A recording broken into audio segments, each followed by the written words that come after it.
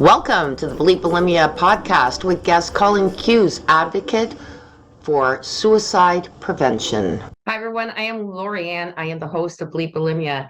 And today we're moving on to something new. I have a really great guest. His name is Collin Hughes, cowboy, airline pilot. I mean, you name it, his dreams were everything. And then you start looking into what could you do next to help people?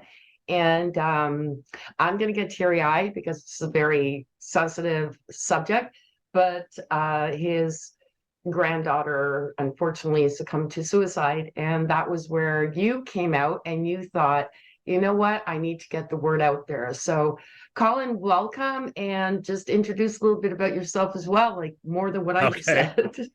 Thank you so much, Lorianne. Yeah. Well, she already told you all my name, Collin Hughes. Here I am. Yep, in the flesh. That's me. I was very fortunate during my lifetime that I had three dreams as a child: be a cowboy, be a pilot, be an actor. I rode bulls for 18 years. Most of that in the Professional Rodeo Cowboys Association, the professional ranks.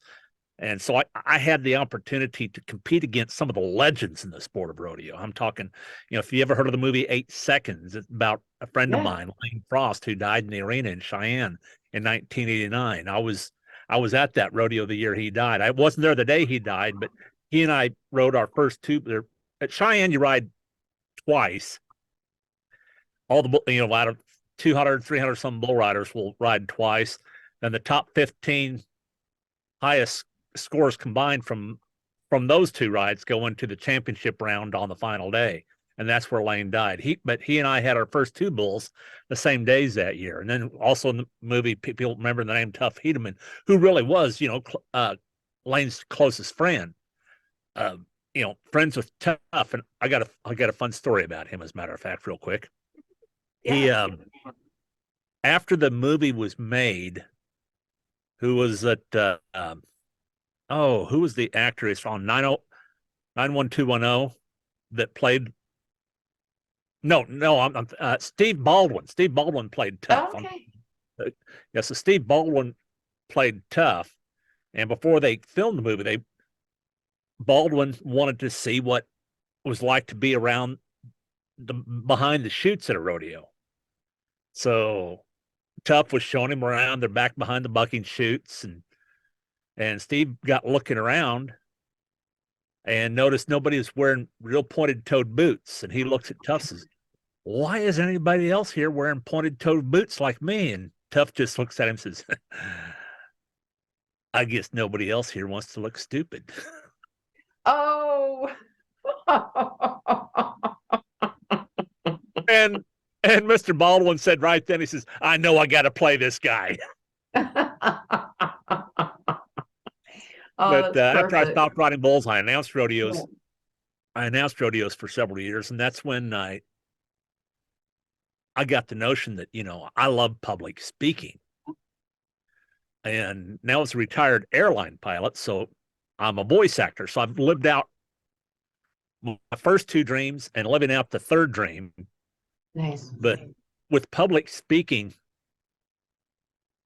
my whole adult life, I've always thought, when I announced rodeos, I thought, there's got to be much more to my skills that I can, that I've been given these skills for a much higher purpose, and I don't know what it is.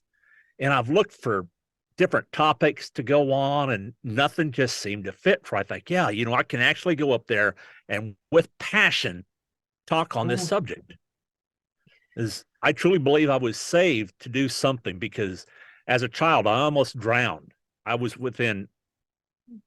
I just about was taking my last breath when somebody reached in and pulled me out of this whirlpool of water that was at this lake. As an adult, when I was a young adult, I was getting ready to cross the road, and I had it standing in front of a truck which blocked my view of traffic. And I was just getting ready to step out, and somebody yelled out my nickname, "Goose, get back!" And I looked and turned back, and just then I felt the whoosh of the car going about 60 miles an hour that passed with just inches from me. And so I've always wondered, I've been saved for a reason, but I don't know why. June 10th, 2022. I get a phone call. It's my daughter's caller ID. I just answer. It says, "Hey, honey, how you doing?" And it was her husband on the phone, who went on to tell me that my granddaughter, who was 15 at the time, had ended her own life.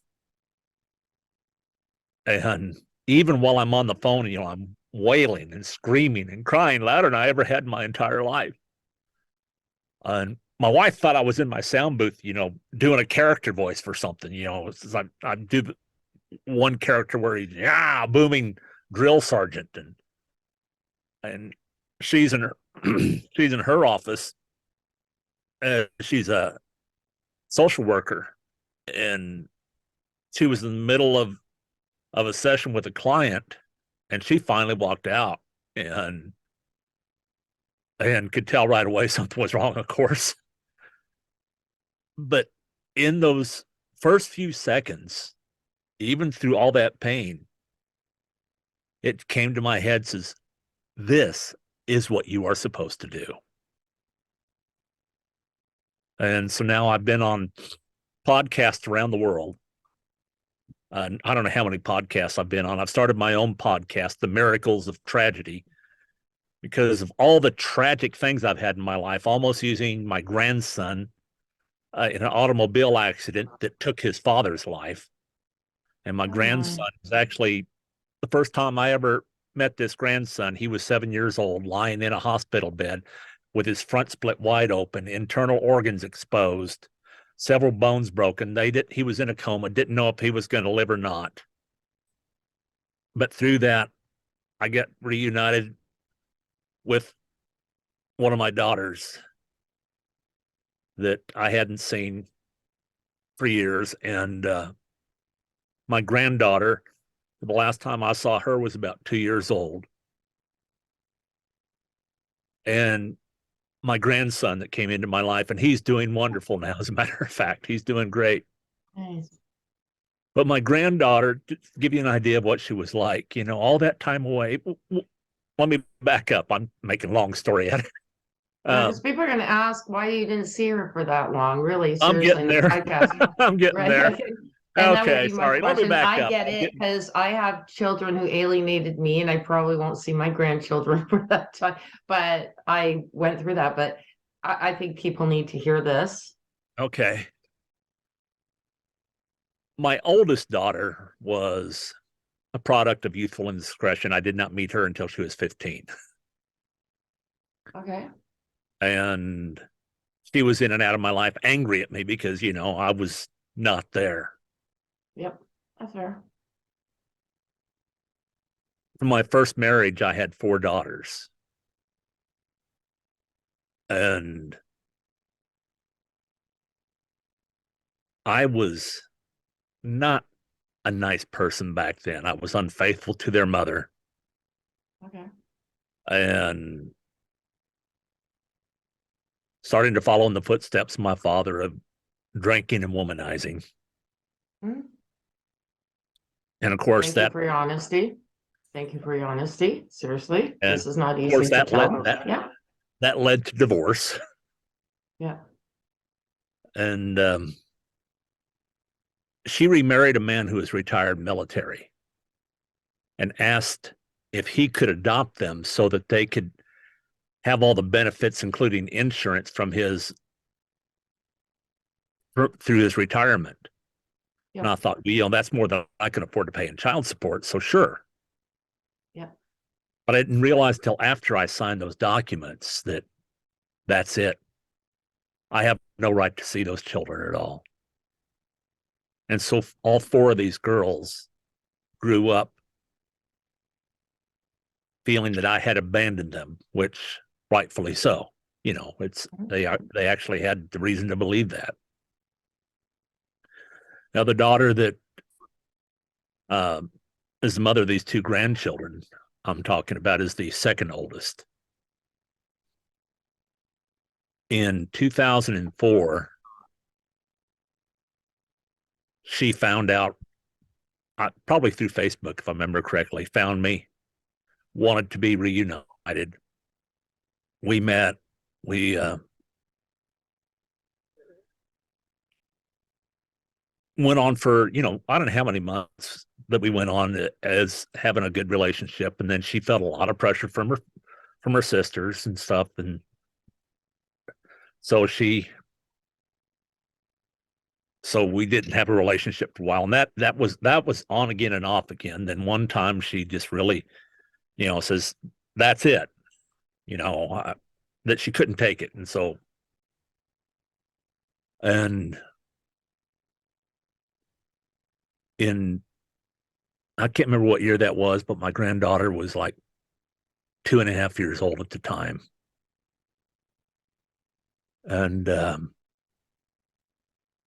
2017, I'm at home and my wife asked me one day, says, what are you going to do if she reaches out to you again? And I says, honey, I can't do that. It's just, I don't know if it's going to be on again and off again. I just can't do it. And the last time my wife begged me to answer her back. Says, oh, she's all about mending relationships. And I finally says, okay, I'll do it just to show you it's not going to work. So I told her, says, I can't do it. And this time she says, I understand. I'm like, oh, really? The next morning, I'm getting ready. I had to commute back to work that day. I live in Las Vegas, was based in Houston, Texas, and had a flight to work to Detroit that night. And I'm saying my prayers. In the middle of my prayers, it's just like you're hearing my voice right now. It says, pray for your children. They don't want anything to do with me. I don't have children. Why should I pray for them? And again, it says, pray for your children. And I must have gone on for 5 minutes back and forth arguing with this voice. I said, okay, I'll do it. And so I did. I can't remember what I said, but I did. Went to work, did the overnight in Detroit, got back to Houston in between flights. My phone rings when I'm getting off the Detroit flight. It's a phone number I'm not familiar with. It was this daughter again. And at the time, her and the children's father had been divorced. He was living in Florida with my grandson, and she was living up in the Northeast with my granddaughter. And she just told me about the accident, that the children's father had been killed, that my grandson didn't know if he was going to live or not. It was horrible, horrible accident. If you see pictures of the car, it was just a miracle that my grandson survived. He shouldn't be here. And she said she was at the hospital with my grandson. Her sisters weren't able to come down there and be with her. Her mother wasn't able to go down there to be with her, and said she just needed some support. I'm on the next flight. As a pilot, I can get on the standby list and go for free, or get listed being the jump seat up in the flight deck with the crew that's working the flight. But going between Florida and Houston is really, really tough, even for the jump seat. So I bought a ticket. Yeah. And the first time I see my grandson, he's lying in this hospital bed in a coma. And every time I saw my granddaughter while I was there, I was just waiting for her to say something like, Grandpa, where you been? How come I haven't seen you all these years? Or whatever it was, I was expecting it. I was expecting it, but not once did this child say anything like that. All she did was love me and accepted me and loved me.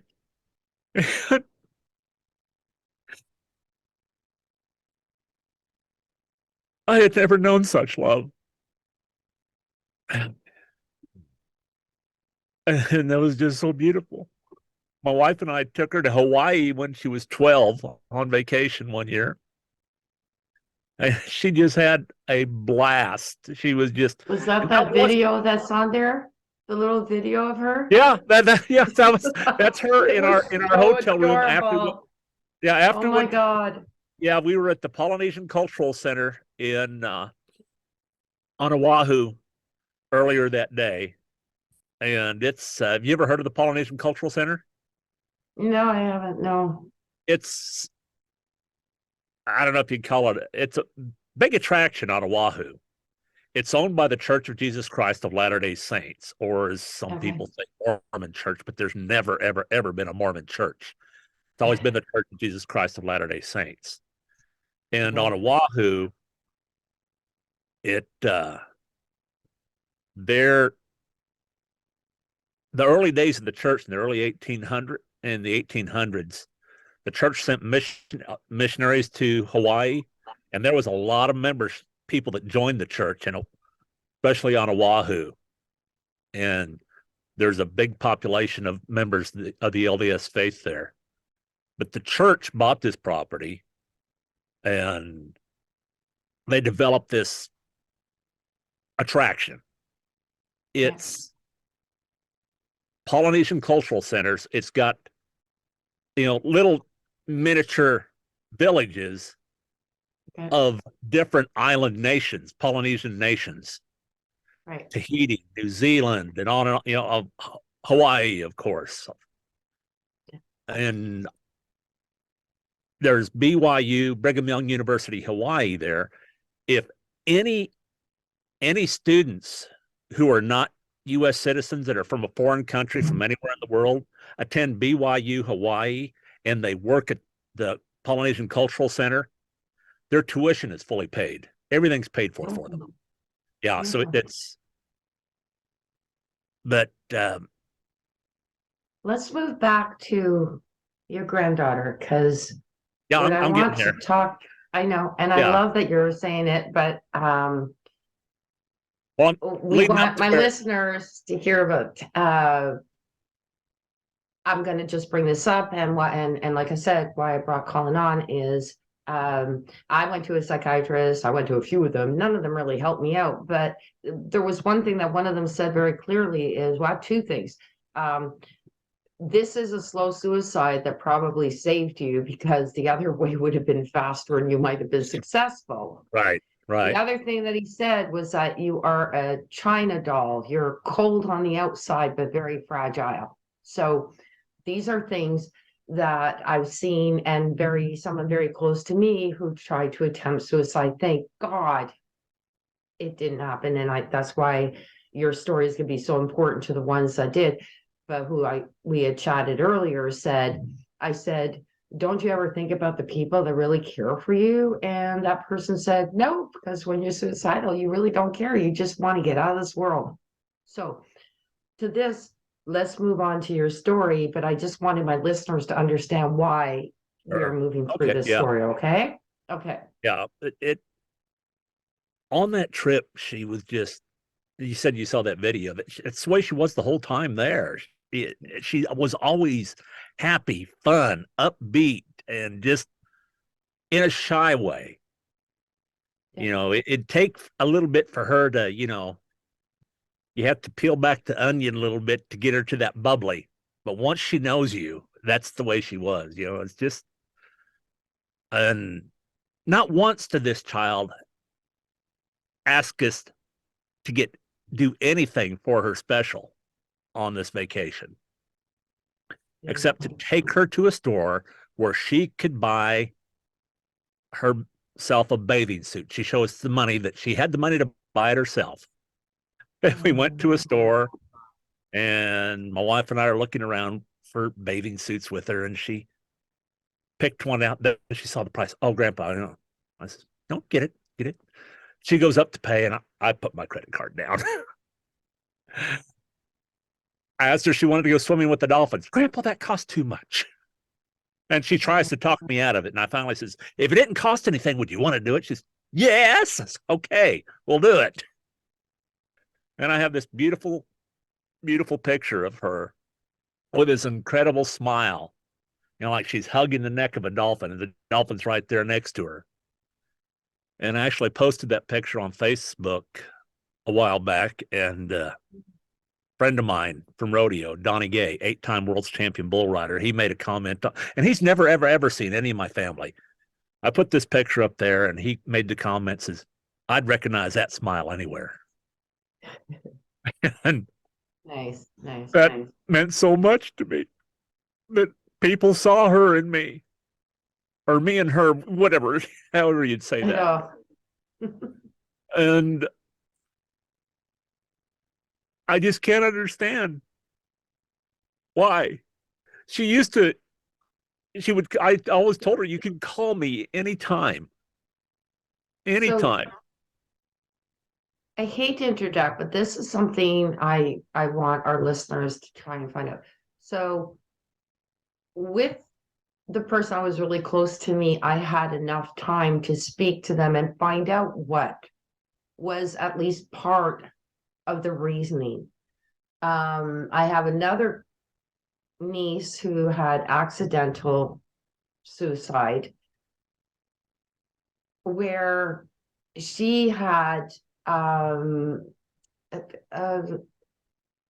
wasn't bipolar. It was like where you can't find your person. You can't feel like you belong on this earth. There's a term for it. I can't think of it right now because I'm over emotional about it.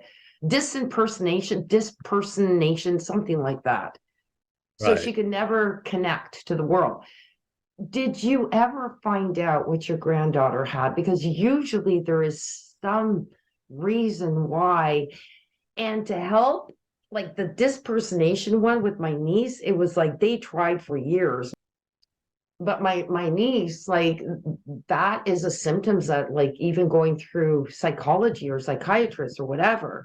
And this is where I'm also saying with bulimia, it is, you can repair it. But are there symptoms that you are struggling with? Because like I said, it's a slow suicide. Yours, unfortunately, was a quick one. Okay, so let me go back. Did you ever find out if your granddaughter had any issues with psychological issues? I do know that she was on antidepressants, and Okay. my daughter told me that after this happened, and my daughter was downstairs in their house when this happened. And my granddaughter, Oh, yeah, in the house, and she used to. They just bought a different house and they're moving. My daughter works from home, and she has to walk through the room where my granddaughter ended her life to get to her office in the house every day. And yeah, but so she was on antidepressants, so obviously your granddaughter was already struggling with some mental health issues. yeah, depression. It's not a bad thing to say. I've been through mental health issues. My granddaughter had been through a lot. Her parents divorced, Yes. and her father killed in an automobile accident. Yes. Okay, And so yes. her Yes. brother, almost dying. Yeah. And then last year, also, my mother, which would have been my granddaughter's great grandmother, Yes.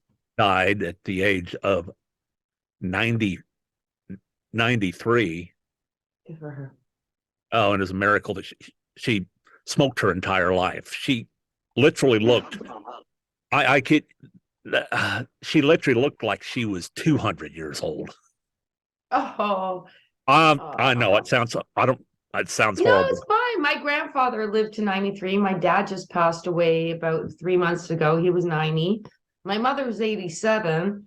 She looks like she's 70. My grandfather actually smoked till he was 93, but did not look 200 years old. So, it's like, who knows? Oh, but And my grandfather was wonderful all the way through. He watched his favorite show, he had his cigarette, had his favorite meal, and then just went. My dad, on the other hand, struggled through, and I'm glad I was with my mother. I moved into here. I think the last 6 months, he had 3 strokes. He struggled with aphasia and stuff, but the last 6 months were devastating. And I thank God, like you say, like we're all meant to be somewhere at some time, some place. I had weird past of failures and all that, but it brought me to be with mom. If I was still married, I wouldn't be here. I'm single with my mom. I was taking care of dad. It was a blessing. And everything's a blessing except for, like you said. Okay, let's go quickly. I have a nephew who passed away of cancer at 23. That My was oldest devastating. daughter, my oldest daughter died of cancer. But my parents and my sister got to say goodbye. Yeah. Understand, even my sister Janet, who speaks to this, my other sister whose daughter died of accidental overdose, you didn't get to say goodbye. So the guilt, the no closure, the non-nothing, or the questions, or the it's like suicide and bulimia and anorexia, like I said, are so suicide. The people, if you go with that, they will not know unless you let them know why you're going through it. I can compare the two. My oldest daughter died of cancer. Oh my God, sorry. In 2015. And the last few years of her life, we drew pretty close together. The last thing she ever said is to telling me that she loved me. This is the last words out of her mouth. And I watched her take her last breath. But, just like you said, I knew it was coming. I had time, if you can't prepare for anything like that, but, but time to process. Oh, my granddaughter, right? When my beautiful 15-year-old granddaughter ended her life, it was so much more painful than the loss of my own daughter. And, you hear so much is the worst thing that a parent could go through is to bury a child before them. But I'm telling you, the pain I felt for the loss of my granddaughter was far worse. It was far worse. Because now, we're going to clarify this to our listeners, because people who pass away from suicide, there's no closure. Losing somebody through a long-term, like I got to say goodbye to my dad after we're not even sure what he died of old age apparently, but they never told us what was going on. But we were there every day at the hospital. We knew he was going. We were preparing ourselves for it. When you're not prepared, it's horrible. It is horrible. Just what you said. It's worse than being able to say goodbye to someone. I don't know that my sister's ever going to get over her daughter's sudden loss of her daughter. Because there's no closure. Like, death never has real closure, so to speak, but there is somewhat to say, I love you. Like my nephew, my sister even said, he said, I love you, Mom. And she said, should I get your stuff arranged? And he looked at her and said, fuck you. He just, like, his final things, right? And he still had the spirit, even when he knew it was probably the last time he was going to see her before going into his final surgery. But sudden death, sudden suicide, so if somebody is, it's like, I want to ask you a question with this. And this is, I know that you were telling your story, and I love that you're doing this, but equally, if your beautiful granddaughter was struggling and all of a sudden you saw her as a skinny anorexic, how would that make you feel? That would make you feel like you didn't know how to deal with it.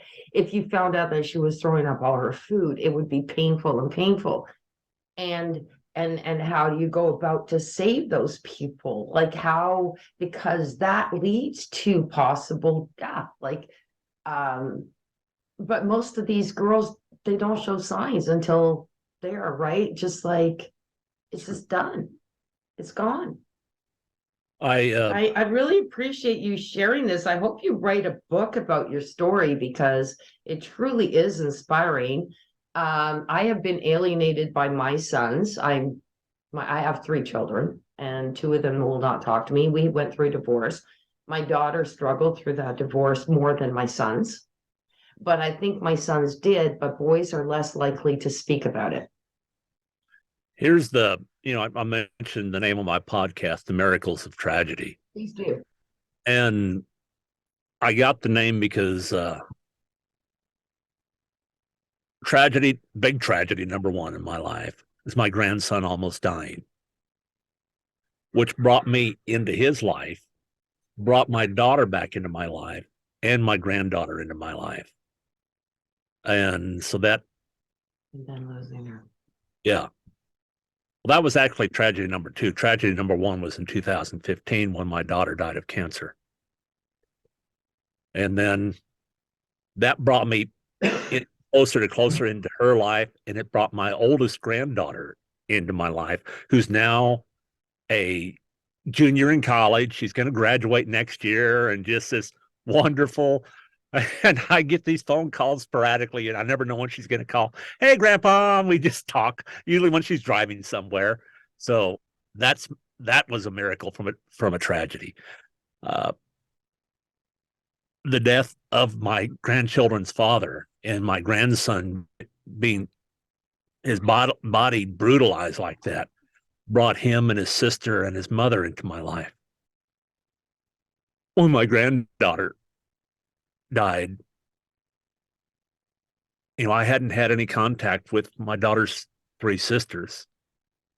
And the funeral home that was saying to my granddaughter's funeral asked people to send in digital pictures. And there's small towns, pretty small towns. There was hundreds and hundreds of pictures that were sent in. And out of all of those pictures, the funeral home director, not family members, the funeral home director picked out a very, very small portion of those pictures to make a video of her life. Yeah.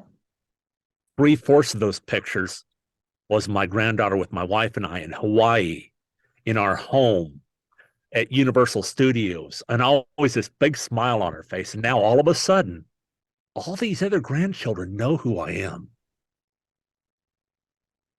And after the funeral, I'm standing next to my granddaughters standing next to her.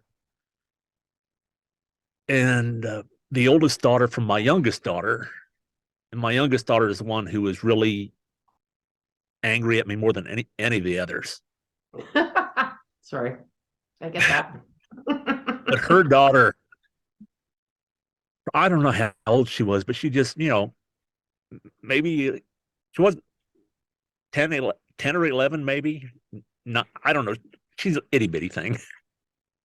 But she walks up to me and says, "Do you need a hug?" Nice. Yes. I got to hug her. At the funeral, I'm sitting behind my daughter, the mother of this granddaughter. Right. And the song came on that just really, really had me crying. And I'm leaning forward, my head and face in my hands. And my oldest daughter was sitting behind me, and I felt her hand come on my back, starting to caress my back. And then I felt some smaller fingers from one of her daughters, a grandchild that I'd never met before, on my back as well. She was buried the next day in a small country cemetery a half a mile from where I grew up, out in the country. And my mother had been cremated, and she was in the same casket as my granddaughter. That's how much my granddaughter loved her great grandma. Yeah. My daughter made sure that that happened. But Yeah. and we're at the cemetery, and my wife says, "Honey, do you realize that it's Father's Day and all four of your daughters are here?" And the night before, my oldest daughter reached out to me saying that one of her children wants to get to know me. So I get introduced to this. She's 16. She looks like she's 12. Right. And totally different personality from my other granddaughter. I get Everyone has introduced. different personalities. I know. I get introduced to her. I get Mhm. introduced to her, and she looks at me and says, "Are you a good man now?" And it felt so wonderful to be able to look in this child's eyes and say, "Yes, I am." Yes, I am. Yes. Yes. She says, "Good." And then she hugs me, and we text almost every day now. She is Well, the nice so thing is you came funny. out, you were honest about it. Um, Interesting how death can bring a family closer. Uh, Sometimes it's for a short period of time, sometimes it's forever. We don't know. But our point is to my listeners, if you listen to Collin, those of you who are struggling with, I don't care, bulimia, eating disorders of any kind. I know my parents were crying while I was alive, worried that I would die, but they were aware. And so What please don't do that. Just love the people who love you. And as you can see from Collin, his message is understand that, right, Collin? some of the things that I've learned is that especially a lot of young people feel that there's no love at home, or they feel the pressure they got to be perfect. You know, you got to get A's, you got to do the best, got to do the best. And then if they fail at something, they just they don't know what to do, or they don't feel that there's love at home. And if you're feeling that way, first of all, 988 is the new crisis hotline. 988 anywhere in the United States. 988 if you're having suicidal thoughts. Call, text, there's somebody there. But if if you don't feel that, but if you don't know of anybody that you can really talk to, don't look to some friends who are going to say, "Oh man, yeah, that's bad. You're feeling bad." I wish you had had your cowboy hat on, though. Like, hello, where's your cowboy hat? I love cowboy hats and cowboy boots. I'm a country girl. And I'm going to throw this out. My favorite person these days is Cooper Allen, a young guy coming up. I love him. Yeah. Where can people find you? What do you suggest? I know you said I have the number that you said to call in the States. I will have the one for Canada and it will be in the notes too, because I know that you need to call for crisis when it comes to that. But when they're at that level, is there any way that you think you could have found out what was going on with her ahead of time? I recently took an online course. It's called QPR. It's called Question, Persuade, Refer. Question somebody. If you see any indications that they might have suicidal thoughts, you know, somebody's drinking heavily, self sedating, or really sad, or if they just even say something like, I just wish I wouldn't wake up. Question them. I mean, directly question them. There's a myth saying that if you ask somebody if they're thinking about suicide, that it'll make them think more about it. But that's not true. If you question them directly, don't say anything like, "Oh, you're not thinking about that, are you?" You just say, "Are you having suicidal thoughts? Do you want to end your own life?" Or ask them, "Do you ever wish that you wouldn't wake up in the morning?" Yeah. Just ask them And directly. then And say, can I, and if they say, yes, I do, then why? You know what? I think that, I know it's pathetic, but probably 70-80% of us have thought that at some point in our lives. I don't want to wake up tomorrow. There is that. But the point is, 80% of us, I don't know percentages, but I'm saying, I think 80% of us would not act on it because we remember all the people who love us around us and we wouldn't want to hurt them. But we, in that personal moment, I mean, I went through divorce. I really didn't want to live anymore, but I have my daughter there. She kept me alive. I mean, what keeps you alive? But a 15-year-old, like, what are they thinking? How are they processing it? A 17 and 18-year-old, because the people that I know that went through this were that age. and How do with they the process? with the QPR format, when you question them, then it's Yeah. persuade them. And by persuading, it's not trying to talk them into anything, it's listening. Just Oh, no, I listen to totally them. agree with you. And then refer to Yeah. somebody who can help them. Yes. And Yes. the best way is to take them to somebody if you can. If you can, if they want you to, Yes. if they believe in you enough and they love you enough, yes. Yes. Yeah. But this has been a proven method. I mean, there's been Nice. millions of people who have taken it. It's a $30 course, QPR Institute. We'll And put this on. You're going to send me the link. I'll put it down I below can do that. when on the video and the podcast. And then I also learned of another thing that really works. Okay. And that's psychiatric service dogs.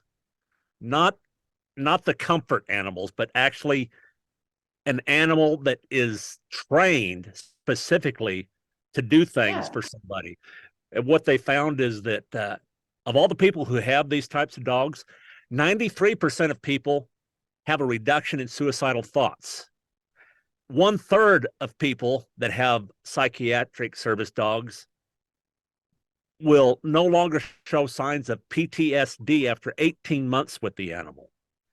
And 80% of people have a reduction in their medications with a service dog. Beautiful. Yeah, I'm Do you have a link to that too that we can provide? Yeah, I'm a spokesperson now for the Malinois Foundation. It's a breed of dog, and they work to put dogs in homes of people like veterans, abused women, first Post-traumatic responders, stress disorder. It could be anything from, even prison guards and whatever. Yeah. I love this. I'm getting one of these dogs from them as for being their spokesperson. I'm just I want one. I'll send you a link. No, I get up and down but with this, I love that you're here, and I do apologize, but my listeners usually are good for about 30 minutes, but I do know that I want them to know how to find you, how to follow you, and please do write a book about this, because I really think, and if you need any help with that, I've helped with that. Not that this is going to be on the podcast, but I've done that. I did it for quite a few people, helping them to write a book. Get it on Amazon. Pretty simple. I don't want to use the word stupid because that's a bad word. Pretty simple. My mother always says, I'm stupid. I go, shut up. Negative thoughts. Well, so the word KISS means keep it simple, stupid. Keep it simple, stupid, right? Yeah, but they've changed it though. Keep it simple. Something, the S has changed because it has to be politically correct. Keep it simple, silly. That's what they're doing now too. But silly's even not politically correct. What are you gonna say? Keep it simple, student. Keep it simple. I can't say somebody. That. Oh my gosh, I love this world. I really appreciate you being here. I appreciate you sharing this. Give us where they can find you. I know that you're a public speaker too, so please, Collin, the floor is yours right now. Okay, it's in closing with you, the last thing I can really say is, when you're in these times as not the person who's ending their life, but if you've lost someone, or no matter what the circumstance, it might not be to suicide, but any time where you feel that this is, the darkest moment of your life, and you feel that you cannot go on, hope and love still exist in this world. And people in today's society, they think there's no more hope, there's no more love in the world. But I'm telling you, there is hope. There is love in this world, and life is worth living. I mean, I'm 65 years, I'll be 66 next month. And, in my age group, it's the highest in men, is the highest suicidal rate that there is. But when I leave this world, they're going to have to drag me out of here kicking and screaming, because I've got so much life left in me that even when I went through all these horrible things in my life, I knew that I had to go on, and I am. Is my heart still broken? Absolutely. Absolutely. But I can't let that end my life. I can't let that pull me down. I have to go on to honor their memory, to love them in my heart, and tell others about them so that their memory can live on. Okay, and so I'm going to tell you now, I've been asking to share about where they can find you and where your book is going to be done if you have a website. But my now, because we're like, I don't usually do these long. I'm a 30-minute podcaster.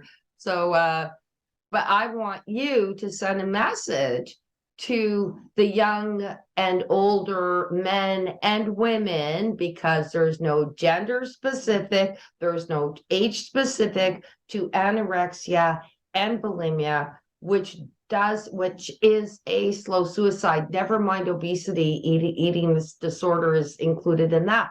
Do you have a message for them?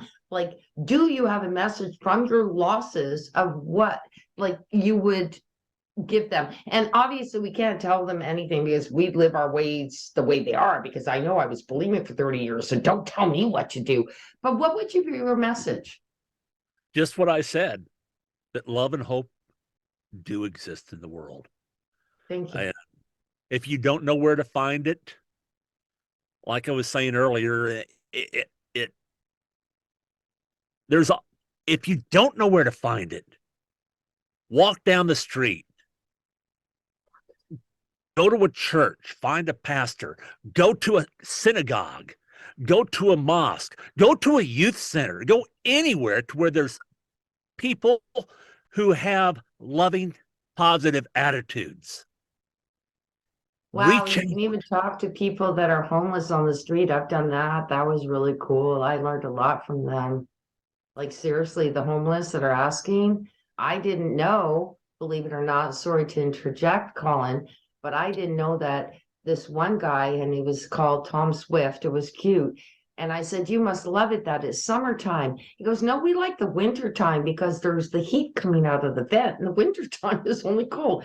The things you learn just by going out, and how much they appreciate you. I think sometimes we lose ourselves when we feel we're not appreciated. Yeah. As a human being. Right. So thank you for sharing. I'm going to be looking forward to reading your book when you're going to have it done, right? Because you're going to write a book. This is really good stuff. Really, you have a story. Really, seriously, looking forward to seeing the book. I am trying to, I wouldn't know where to begin. Oh, easy peasy. Get a hold of me. I did it for a friend of mine who was my podcast partner on Live with Story for a few years until I messed it up because I said something really nasty. We all can sometimes lose friends from being twits. And some people don't like to forgive. So just always remember that when you say something mean to someone, not all people will take your forgiveness. True. And by the way, from Texas, man, don't be messing with Texas people. I'm a TCU grad, so. Anyway, with that, thank you very much. I appreciate it. I will be sending along whatever you want for your listeners to my listeners that are combined with yours Okay. to hear if you have links to any help for suicidal. And I will add a few of mine too as well for bulimia recovery and eating disorders. I'm primarily bulimia because I was for 30 years, but it's all in the same kind of category, although they're different. Right. They're all seriously slow suicidal. So appreciate you being here. Really, really seriously. Thank you very much. Thank you. Okay. Thank you for listening to this episode. Be sure to visit me at bleepbulimia.com.